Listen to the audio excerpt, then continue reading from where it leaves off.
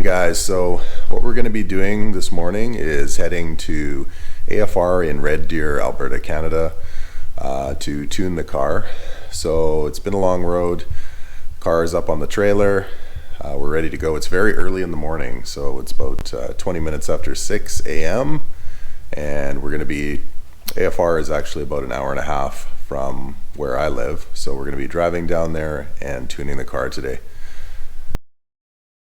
A few hours later. All right, so we're at AFR Performance here for the dyno.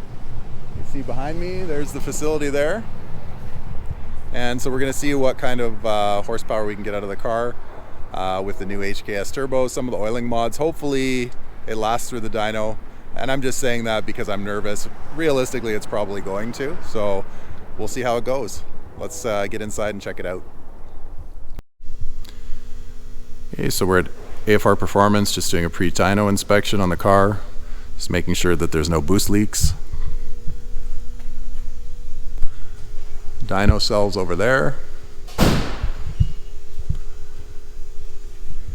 If you are in Alberta at all, this is the place to come if you want tuning. Adam, what do you cover for ECUs? I mean, I can tune just about anything. Mostly what we do is link. Trying to get a lot of poly stuff.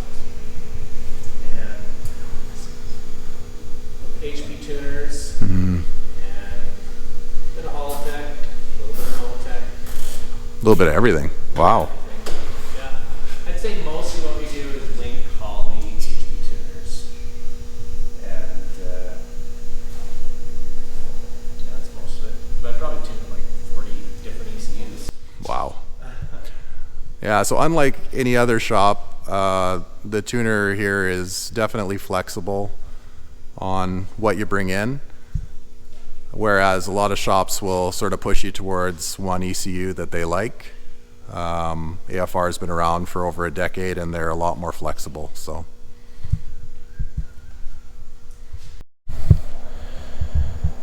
okay, so the car will be going on Dyno Com all-wheel drive dyno. Now, like I said in earlier video, to me it doesn't matter whether the dyno reads high or low. What matters is that it's the same dyno. So we're going to either see a gain or we're not. So let's get the car on here.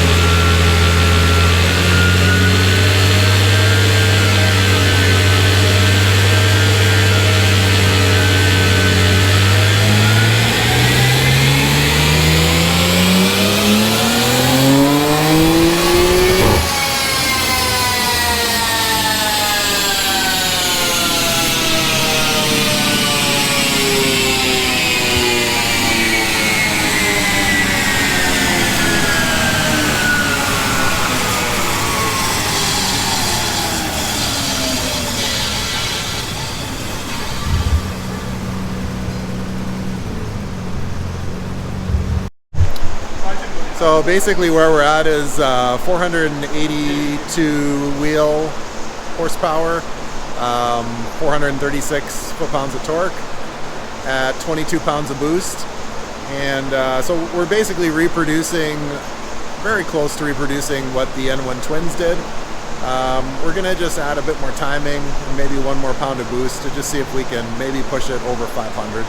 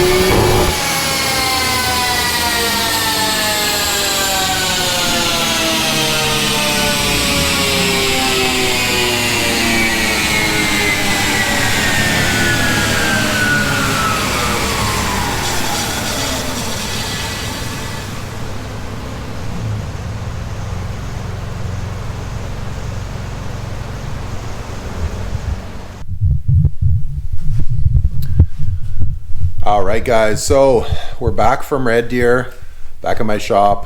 The car made it off the dyno in one piece. It's pretty much ready to go to GTR Fest. I'll be leaving for a GTR Fest in about 4 days. So the car is pretty much complete. There's a few things that I still would like to do, but it's gonna be a middle of winter thing for me. The car runs, drives, makes enough power for the street. It's pretty much ready to go.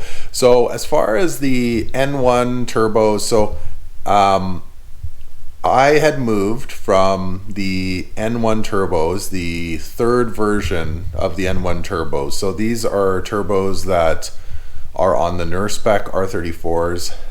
They're ball bearing centers. They are good turbos, but they're 20 plus years old.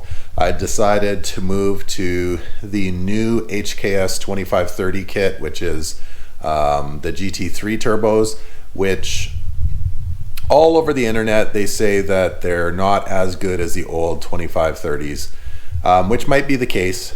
But what we arrived at on the dyno is that I made similar power to the N1s, maybe just a tiny bit more, like maybe 10 more horsepower, maybe 15 more foot-pounds of torque, but the torque curve moved down a little bit on the RPM range. So it makes it quite a lot of fun on the street. If you wanted to compare the N1 turbos being ball bearing and the GT3 HKS kit not being ball bearing, it's almost non-existent as far as the spool difference. It's maybe 200 RPM, maybe around there. So what I finished with was 489 horsepower and 441 foot-pounds of torque at 22 PSI, which is fine for me for the street. Yeah, so what you didn't see is we did take it out on the street just to tweak the tune at wide open throttle on the street, and the car is plenty quick for me. I don't need a 700,000-800,000 horsepower car on the street. I feel like when I've had cars that in the 700-800 range, I haven't used them on the street anyway. I like to keep my license, so yeah. And so basically that's where we're at. The car is pretty much ready to go. I'm gonna be loading it up on the trailer in the next couple days and heading down to Texas for GTR Fest. Now keep in mind, I am going to be putting up videos from GTR Fest. I'm going to try and do them actually at the end of each day. So there's going to be 3 days. I'm going to try and record during the day and post in the evening to give you guys some hopefully some cool videos from GTR Fest. So stay tuned to my channel. Yeah, so that's the situation. Hopefully that'll work out. Hopefully I don't have a bunch of electronics malfunctions, but that's my plan. So if you haven't already subscribed to the channel, make sure you hit that subscribe button and hit that bell to make sure that you get updates whenever I post videos as well. Come visit me on Instagram at Wrench Rampage as well, where I will be posting from GTR Fest also during the 15th, 16th, and 17th in Texas. So I will see you guys soon. Have a good night.